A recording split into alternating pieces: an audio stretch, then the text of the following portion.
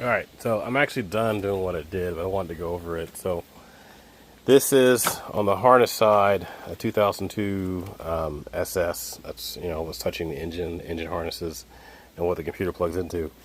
It already came with modifications for a 4080, as you can see here, where they built in an extension for one of the speed sensors, and then there's another sensor mod on the rear O2 down underneath the car.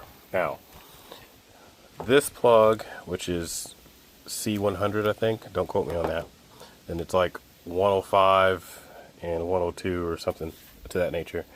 This one gets no changes. This one gets a wire moved, and this one gets a couple of wires moved. We'll see how successful I am when I go to power the car up to make sure everything works as it should. Because there's a couple key hots and an oil pressure and a tach signal and all that stuff that gets moved in here. There's a wire that gets moved from deadheading over here. I don't remember what it was for. But I can tell you, if you look it up, you can find it.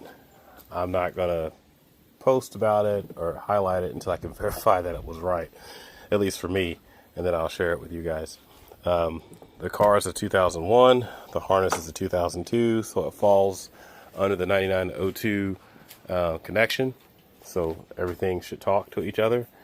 Outside of that, all of the relays and switches and stuff over here should work just fine. I went ahead and installed my Vibrant vacuum block. So, because this is my vacuum feed from the intake manifold. So I can hook that up and distribute all that accordingly and divvy it up with the brake booster and all that. And I'm trying to think what else. That's pretty much all I got done today, because the rest of the pieces I need to finish, the fuel pump stuff in the back, won't be here till tomorrow. That's what I was working on yesterday. All this stuff back here, which I kind of just left out since I'm still in the middle of wiring stuff. So I'll get this done.